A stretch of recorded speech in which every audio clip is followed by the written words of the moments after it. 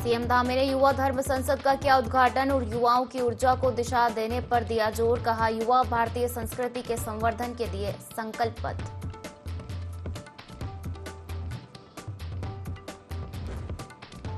उत्तराखंड राज्य आपातकालीन परिचालन केंद्र पहुंचे सीएम धामी। प्रदेश में अतिवृष्टि पर लिया जायजा। जिलाधिकारियों को राहत कार्यों में तेजी लाने के निर्देश।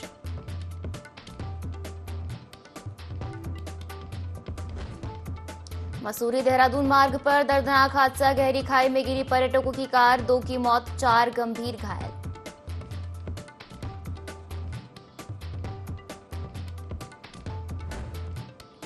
हरिद्वार और मंगलौर डकैती मामले में बड़ी कार्रवाई। एसएसपी डोभाल ने एएसआई और चौकी प्रभारी सहित 5 पुलिसकर्मी किए लाइन हाजिर। पुलिस विभाग में हड़कंप।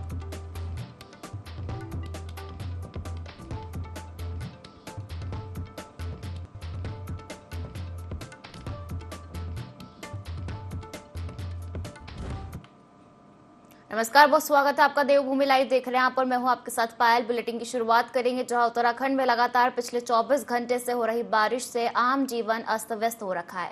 मौसम विभाग ने उत्तराखंड के 10 जिलों के लिए भारी बारिश का अलर्ट जारी किया है, जिसको देखते हुए आज मुख्यमंत्री पुष्कर सिंह धामी ने आपदा कंट्रोल रूम पहुंचे, जहां उन्होंने व्यवस्थाओं का जायजा लिया। उन्होंने कहा कि प्रदेश में भारी बारिश का अलर्ट मौसम विभाग द्वारा जारी किया गया है, जिसको देखते हुए तमाम आला अधिकारियों को निर्देशित किया गया है कि वह सभी जिलों की मॉनिटरिंग का काम करें। इसके साथ ही जहां पर लैंडस्लाइड की घटनाएं हो रही है, उन मार्गों को चिन्हित करने का काम किया जाए और उन्हें तुरंत खोला जाए।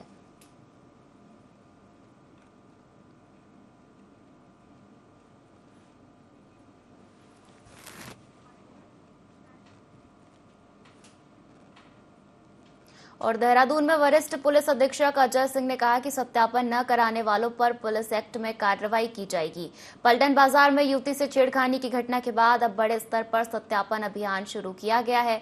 वरिष्ठ पुलिस अधीक्षक अजय सिंह के नेतृत्व में मंगलवार और बुधवार को पलटन बाजार और इसके आसपास के बाजारों में सत्यापन अभियान चलाया गया।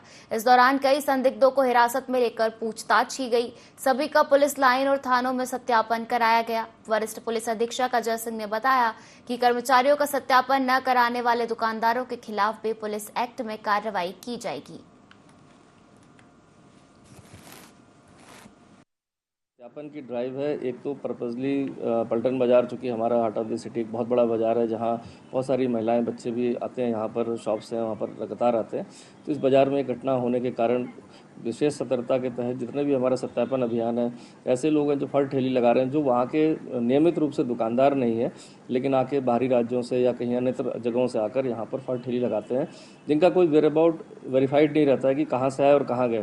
क्योंकि एक घटना यहाँ पर हुई थी और उस घटना से सबक लेते हुए कि भविष्य में ऐसा कोई ईव टीजिंग की घटना ना हो, तो लगातार सत्यापन अभियान जो है बाजार में चल रहा है।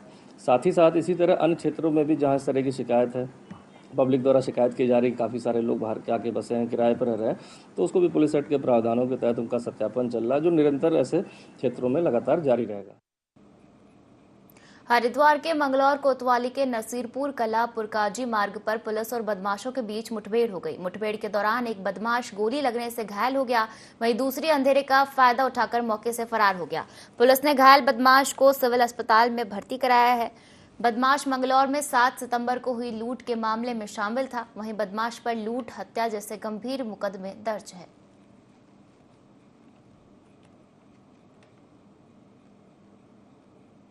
रात्रि को पुलिस जो पिकेट में चेकिंग के अरेंजमेंट्स किए गए थे, आज सभी हमारे अधिकारी चेकिंग पर निकले थे। इसी क्रम में गाड़ियों को रोक के चेकिंग की जा रही थी और नसीरपुर कला के पास में एक गाड़ी जो बड़ी तेज़ी से वहाँ पर आई, जब पुलिस के द्वारा से रोकने की कोशिश की गई तो उसने गाड़ी पलट के वापस दौड़ा दी। जब पुलिस ने उसका पीछा किया तो इसमें जो पीछे बैठा एक व्यक्ति था, जिसका नाम महराज है, वो उतर के गाड़ी से भागा और उसने पुलिस पर फायर भी किया। जवाबी फायर में पुलिस ने इसमें व्यक्ति घायल हुआ, तत्काल इसको हॉस्पिटल लाया गया है। इसी क्रम में अभी जब पूछताछ की जा रही है, एक व्यक्ति अभी इसमें फरार चल रहा है, जिसकी कॉम्बिंग अभी लोकल स्तर पर। और उत्तराखंड के मौसम की बात करें तो यहाँ एक बार फिर मौसम विभाग ने भारी बारिश का रेड अलर्ट जारी किया है। मौसम वैज्ञानिक रोहित थपलियाल ने बताया कि प्रदेश में 13 और 14 सितंबर को भारी बारिश की संभावना है। उन्होंने बताया कि देहरादून, हरिद्वार, पौड़ी, चमोली, बागेश्वर, नैनीताल, चंपावत, अल्मोड़ा, पिथौरागढ़ और यूएस नगर के लिए रेड अलर्ट जारी किया गया है, जबकि उत्तरकाशी, टिहरी, रुद्रप्रयाग के लिए ऑरेंज अलर्ट जारी किया गया है। मौसम विभाग के भारी बारिश के अलर्ट को देखते हुए प्रदेश भर में कक्षा 1 से 12 तक के सभी सरकारी और निजी विद्यालयों, आंगनबाड़ी और मिनी आंगनबाड़ी केंद्रों में अवकाश की घोषणा कर दी गई है।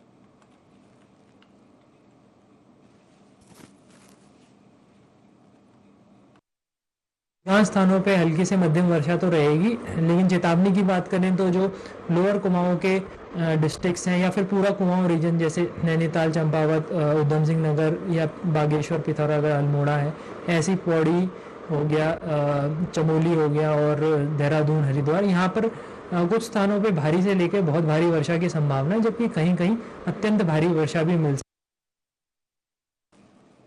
और मौसम विभाग के पूर्वानुमान के बाद बागेश्वर जिले में भी झमाझम बारिश हुई। वहीं तेज बारिश के चलते गाजली गांव के आवासीय परिसर की छत टूट गई। प्रशासन को सूचना मिलने पर कलेक्टर आशीष भटगाई ने खुद मोर्चा संभाला। आपदा प्रभावित क्षेत्रों की अपडेट लेते हुए आपदा प्रभावितों को हर संभव मदद का आश्वासन दिया। बागेश्वर बारिश का कहर देखने को मिला है।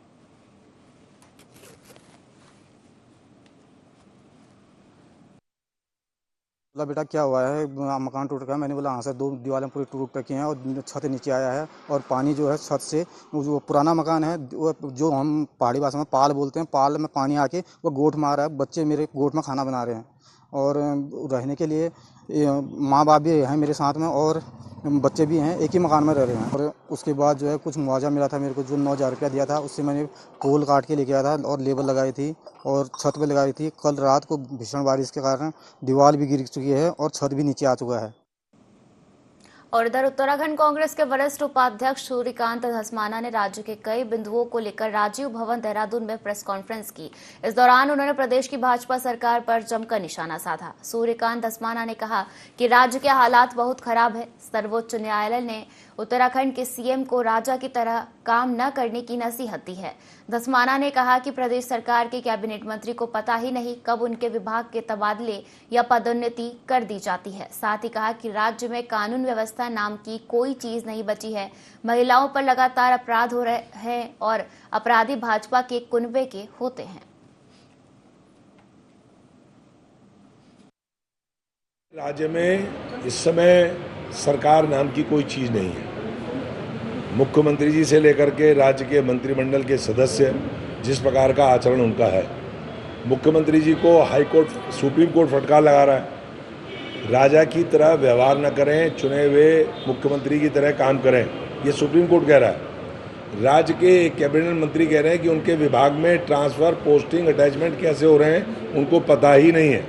चेतावनी पत्र जारी कर रहे हैं। राज्य की एक मंत्री FIR करा रही है पुलिस में कि मेरे पति का नाम पासपोर्ट में, आधार कार्ड में और अपने तमाम रिकॉर्ड में कोई महिला दर्ज करके और उनके घर से बहुत बड़ी चोरी करके चली गई। राज्य के अंदर स्वास्थ्य सेवाएं जर्जर, पूरा प्रदेश आपदा से ग्रस्त, महिलाओं के खिलाफ लगातार हिंसा के मामले जिसमें भाजपा के लोग शामिल हैं। ये स्थिति पूरे प्रदेश की है। सरकार नाम की चीज कोई प्रदेश के अंदर है। देहरादून के घंटाघर की तारें और पैनल चोरी होने के मामले में पुलिस की जांच में बड़ा खुलासा हुआ है। दरअसल पुलिस की जांच में पता चला है कि घंटाघर से कोई भी सामान चोरी नहीं हुआ है, जिसके बाद इस मामले में लाइन हाजिर किए गए चौकी इंचार्ज की भी चौकी में वापसी हो गई।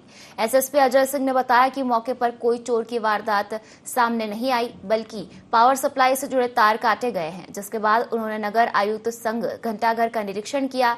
इस दौरान सामने आया कि मौके पर पावर और अन्य सप्लाई से जुड़ी वायर काटी गई। यह वायर भी मौके पर सुरक्षित थी। वहीं इस मामले में CO सिटी ने दरोगा हर्ष अरोड़ा को क्लीन चिट देते हुए जांच रिपोर्ट SSP अजय सिंह को सौंप दी है।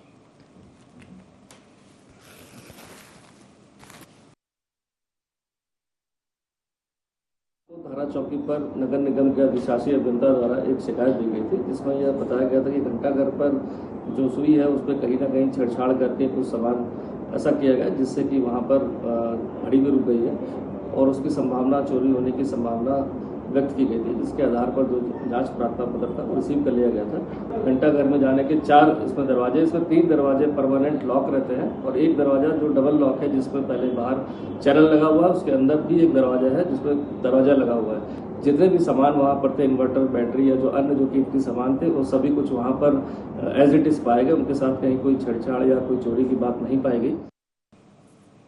कुछ समय पहले केदारनाथ क्षेत्र में आई भीषण आपदा से प्रभावित दुकानदारों, घोड़े खच्चर और टेंट संचालकों के साथ अन्य आपदा प्रभावित लोगों के लिए मुख्यमंत्री पुष्कर सिंह धामी की तरफ से 9 करोड़ 8 लाख की धनराशि स्वीकृत की गई है, जिसके लिए सीमांत क्षेत्र अनुश्रवण राज्य मंत्री चंडी प्रसाद भट्ट ने मुख्यमंत्री धामी का आभार जताया है। इस बात पर चंडी प्रसाद भट्ट ने कहा कि मुख्यमंत्री जी ने 2 दुकानदारों और अन्य आपदा प्रभावित लोगों के लिए 9 करोड़ 8 लाख रुपए का पैकेज घोषित किया है, जिसका मैं धन्यवाद करता हूं। साथ ही उन्होंने कहा कि अब यह जिला प्रशासन द्वारा आकलन कर आपदा प्रभावितों को वितरित किया जाएगा।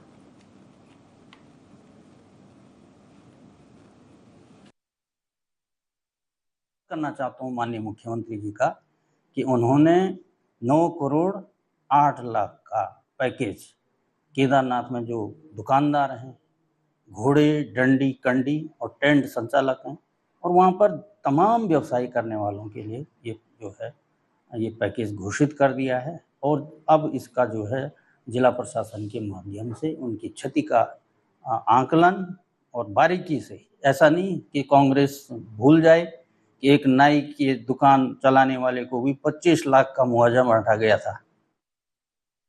देर रात से लगातार हो रही बारिश के चलते टनकपुर पिथौरागढ़ नेशनल हाईवे में संतोला में पहाड़ी से भारी मलबा गिर गया, जिसके चलते नेशनल हाईवे को बंद करना पड़ा। हाईवे बंद होने से वाहन फंस गए। क्षेत्र के सामाजिक कार्यकर्ता हरीश चंद्र तिवारी ने बताया कि सुबह संतोला में मलबा आने से हाईवे बंद हो गया था। उन्होंने बताया कि क्षेत्र में भारी बारिश हो रही है। मौसम विभाग के द्वारा दिए गए भारी बारिश के अलर्ट के चलते प्रशासन भी अलर्ट मोड पर है।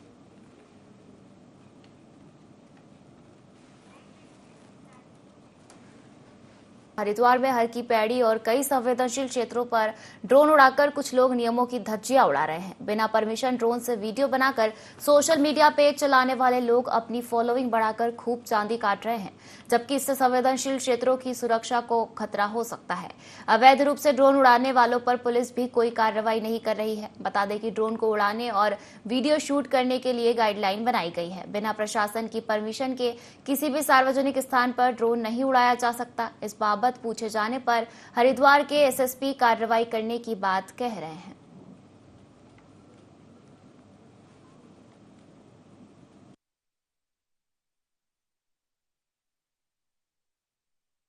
बिना परमिशन के ड्रोन इस तरीके से उड़ाया जा रहा है, तो मेरा मानना है आप तत्काल पुलिस को इस संबंध में अवगत कराएं, क्योंकि अगर प्रशासन की या पुलिस की अनुमति के बिना किसी भी प्रतिबंधित क्षेत्र में ड्रोन उड़ाना प्रतिबंधित है और अगर कोई इसका उल्लंघन करता है तो उसके खिलाफ भी कार्रवाई की। जो हमारे महत्वपूर्ण जो इंस्टॉलेशंस हैं, जहाँ पर सिक्योरिटी को लेकर लगातार हम लोग कंसर्न रहते हैं, वहाँ पर किसी भी प्रकार की ऐसी एक्टिविटी बिना अनुमति के नहीं की जानी चाहिए और अगर किया जा रहा है और हमारे संज्ञान में आएगा तो उसके खिलाफ कार्रवाई।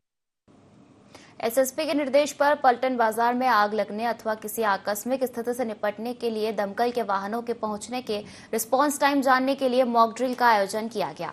मॉक ड्रिल के दौरान दमकल के 2 बड़े वाहनों द्वारा घंटाघर तथा डिस्पेंसरी रोड से पलटन बाजार में प्रवेश किया तथा बिना रुके निर्बाध रूप से पलटन बाजार होते हुए द्वारा धामवाला लखीबाग क्षेत्र से बाहर निकले। विगत 3 दिनों से दून पुलिस द्वारा पलटन बाजार में अस्थायी अतिक्रमण फड़ ठेलिया वालों के विरुद्ध कार्रवाई की गई। कार्यवाही से पलटन बाजार व आसपास के क्षेत्र में किसी प्रकार का अस्थायी अतिक्रमण न होने से दमकल के वाहनों को पूरे मार्ग पर कहीं भी किसी प्रकार का अवरोध नहीं मिला, जिससे पूरे पलटन बाजार में दमकल के बड़े वाहनों की आसानी से आवाजाही सुनिश्चित हो सकी।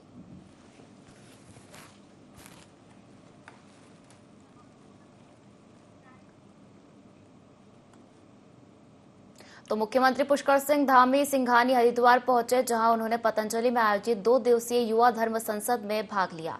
इस मौके पर मुख्यमंत्री ने कहा कि आने वाला युग युवाओं का है।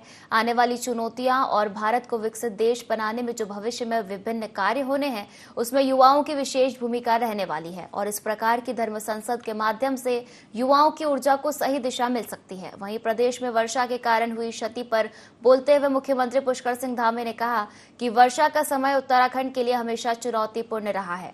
कई जगह भूस्खलन के कारण मार्ग अवरुद्ध हुए हैं, कई जगह अन्य आपदाओं के लिए सामना करना पड़ रहा है, जिसके लिए सभी विभागों को अलर्ट मोड पर रखा गया है। हमारा प्रयास है कि जल्द से जल्द आपदा प्रभावित क्षेत्रों में पहुंचा जाए ताकि वहां रेस्क्यू अभियान चलाया जा सके।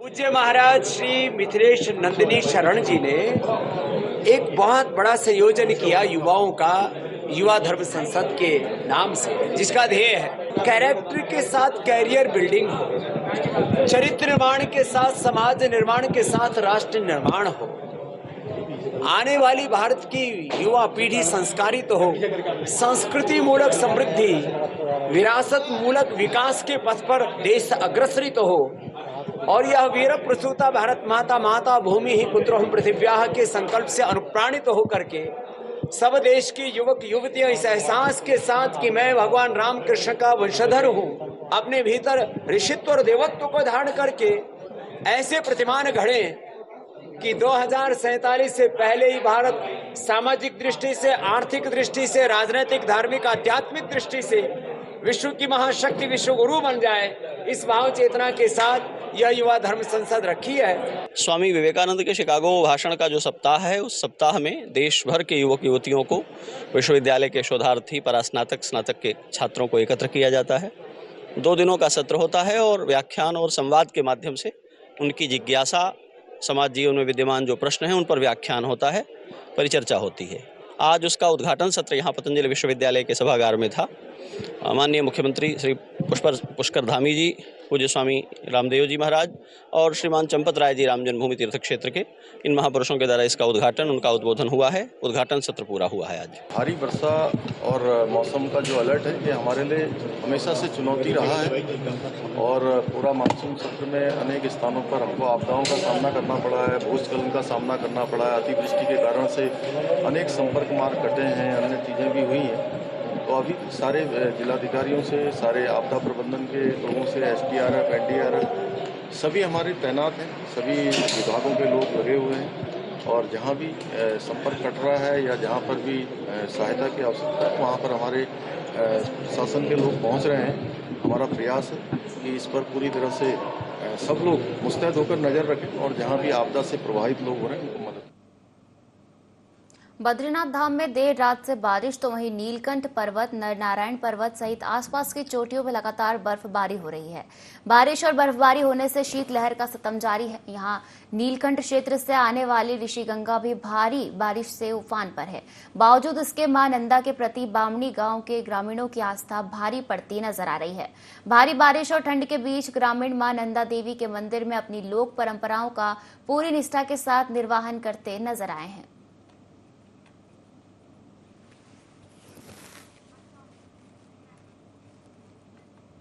और मॉर्निंग वॉक पर गए एक पूर्व सैनिक पर हाथी ने हमला कर दिया। हाथी के हमले से घायल होने पर उन्हें हिमालय अस्पताल जोली ग्रांट में भर्ती कराया गया है। वहीं हाथी द्वारा किसानों की फसलों को भी नुकसान पहुंचाया गया है। घटना की जानकारी मिलते ही लच्छीवाला वन रेंज के अधिकारी और कर्मचारी भी मौके पर पहुंच गए। गुस्साए ग्रामीणों ने वन चौकी का घेराव करते हुए नारेबाजी की। वन क्षेत्राधिकारी घनानंद उनियाल ने ग्रामीणों को आश्वासन दिया और बताया कि आजकल हाथियों का मूवमेंट चल रहा है, जिससे कि हाथी सड़क पर भी पहुंच रहे हैं। उन्होंने लोगों से सावधानी बरतने की अपील की है।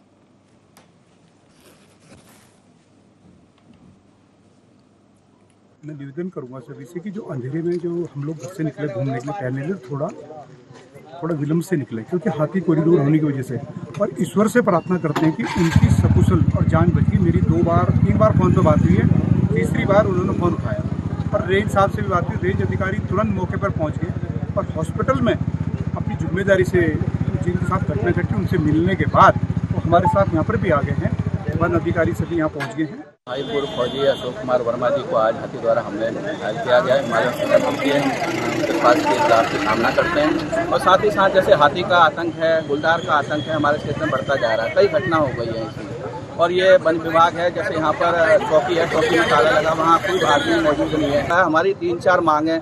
ना ही यहाँ पर जैसे रात्रि में हाथियों द्वारा गन्ना धान को नुकसान पहुँचाएगा। 2-2 साल से मुआवजा नहीं मिल रहा, लोग परेशान है, किसान परेशान है, अपनी जो लागत भी नहीं मिल पा रही किसानों को।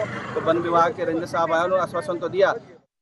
सूचना पे एक आदमी यहाँ पे हाथी की करवट में आया था, तो उसको तुरंत ये हॉस्पिटल ले गए थे। तो हॉस्पिटल में हमने जाके देखा वहाँ पे, तो आदमी मतलब ठीक है, सकुशल है।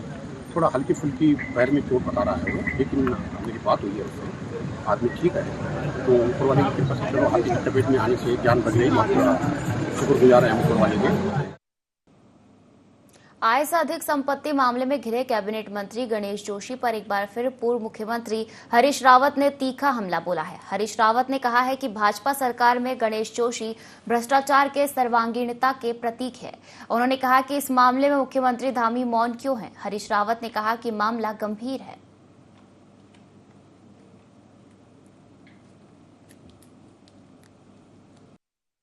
गणेश जोशी जी कह रहे हैं कि मैं अकेले थोड़ी हूँ, और भी तो मेरे जैसे ही हैं सब।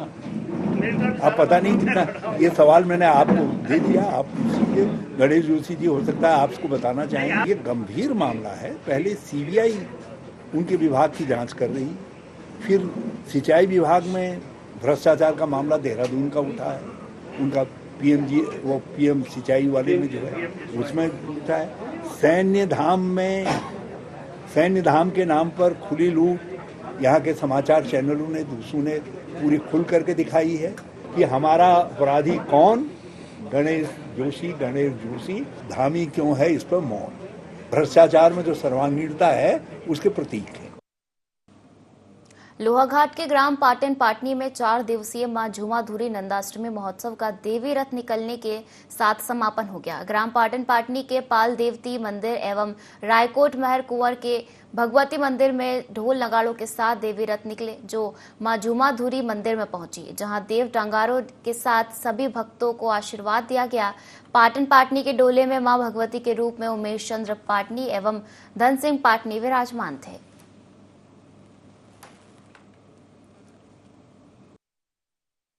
सब माँ भगवती का आशीर्वाद है और यहाँ पर पूर्व से ही ये 2 रथ है, एक पाटन पाटनी से और एक रायकोट महर और रायकोट कुंवर से भगवती का इस खड़ी चढ़ाई पर जाता है। सबके सहयोग से पूरे गांव के रायकोट महर और रायकोट कुंवर दोनों इस रथ को ले जाते हैं और उसी तरह पाटन पाटनी का भी जाता है। और इससे एक दिन पूर्व माँ भगवती का सबसे मुख्य आकर्षण, जो कि लोगों की बहुत दूर दूर से आस्था रहती है, श्रद्धा रहती है माँ के प्रति, जो निसंतान महिलाएं होती हैं, तो उनको पुत्र प्राप्ति के लिए वो रात भर उपवास रख के ये उपवास रखती हैं और जिससे प्रसन्न होती है माँ, उनको पुत्र की प्राप्ति। हजारों की संख्या पर ये भीड़ है और निश्चित ही माँ भगवती झूमाधुरी के प्रति लोगों की आस्था है और माँ भगवती सभी का कल्याण करे। और इसी के साथ इस बुलेटिन में फिलहाल इतना ही। आप बने रहिए IND24 के साथ। नमस्कार।